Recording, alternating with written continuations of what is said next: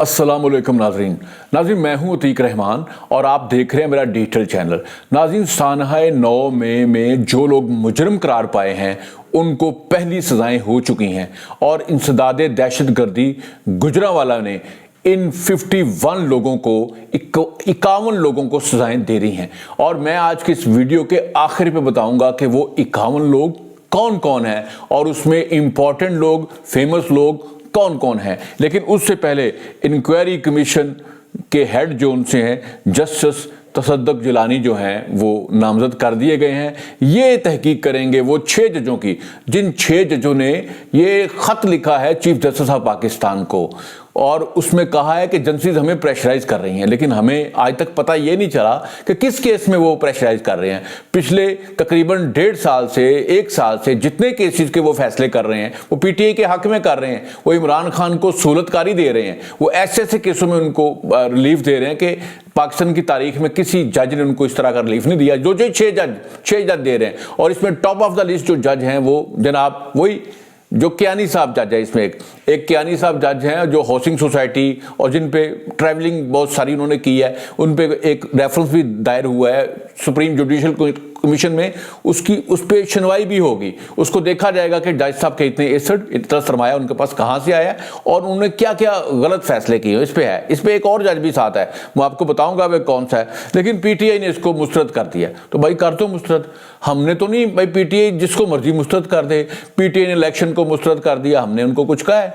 PTI ने जनाब सबसे पहले इस्तीफे दे दिए कौमी असम्बली से। जो पिछली हुकूमत थी, पता नहीं आपको, जब इनकी हुकूमत बड़ी एक पेज पे थे, दोनों एक पेज पे थे, वो भी और जो दोनों एक पेज पे थे और सारे काम वो करवा रहे थे। और वो जनाब वो आपको पता है वहाँ इन्होंने इस्तीफे दे दिए थे कौमी असम्बली से। फिर उन्होंने पंजाब असम्बली तोड़ दी, हमने तो नहीं कहा था पंजाब असम्बली तोड़ो। फिर उन्होंने केपीके की असम्बली तोड़ दी, हमने तो नहीं कहा आप तोड़ो। फिर उन्होंने अपनी पार्टी के इलेक्शन नहीं करवाए, इस वजह से इनको बल्ला नहीं मिला। यानी पार्टी है ही नहीं, तो हमने तो नहीं कहा कि आप जनाब पार्टी के इलेक्शन ना कराओ, आपको बल्ला ना मिले।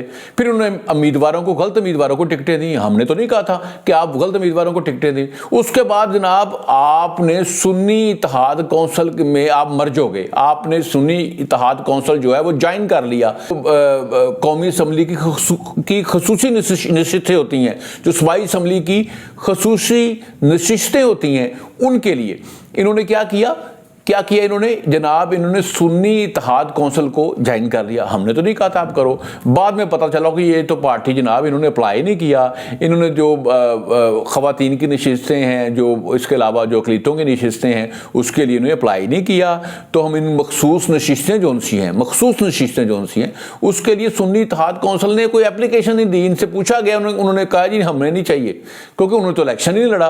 तो उनका जो अपना सरबराह था उसने खुद आज़ाद इलेक्शन लड़ा है।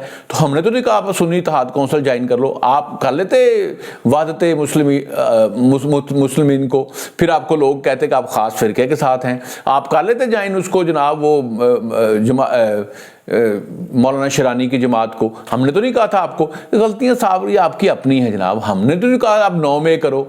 किसने कहा था आपको? किसने गर्म किया था ये कौमी यूथ को? ये जो नए लड़के लड़की हैं इनको किन्होंने गर्म किया था? जो 1.5 साल इमरान खान साहब ने जलसों में मीर जाफर, चौकीदार, फिर अमेरिका के गुलाम, फिर अमरीकी एजेंट, ये जनाब साइफर, आपको पता है हमने तो नहीं कहा आप साइफर ड्रामा नचाओ। ना ही हमने आपको ये कहा था कि जनाब आप वो तोशाखाना की घड़ी चोरी करो। ना ही हमने कहा था कि उसके जनाब गलत वैल्यू लगाओ। हमने तो ये नहीं कहा था अपनी डिक्लेरेशन है उसमें तोशाखाना का जो पैसा है वो डिक्लेयर ना करने को हमने तो नहीं कहा था, किसी ने नहीं कहा था।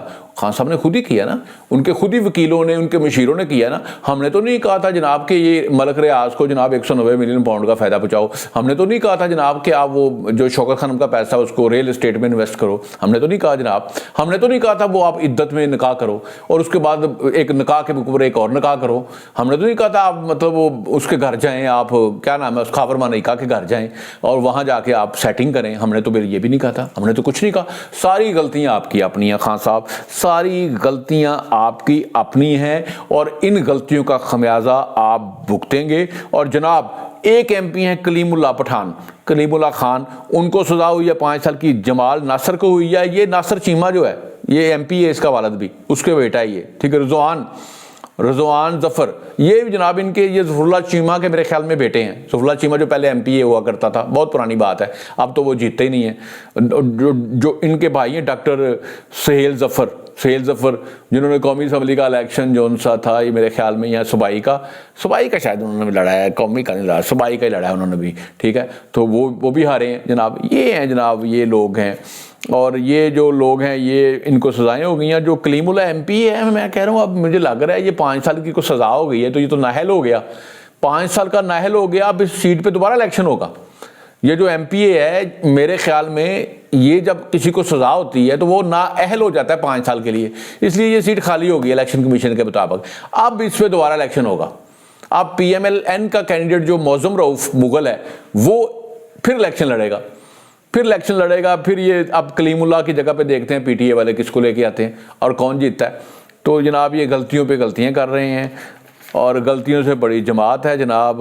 और आप देखें, अगर मेरा वीडियो कहीं YouTube पे चल रहा है या TikTok के ऊपर मेरे कुछ वीडियो क्लिप्स हैं, तो इनकी गाली गलोच देखें। इनकी गाली गलोच मतलब ब्रिगेड है जो ऐसी गालियां देती है, आप सोच नहीं सकते। और हम अल्लाह से दुआ करते हैं अल्लाह ताला इन सबको हिदायत दे और पाकिस्तान दिन दुगनी रात चौगनी तरक्की करे, पाकिस्तान की इकॉनमी ठीक हो। पाकिस्तान जिंदाबाद।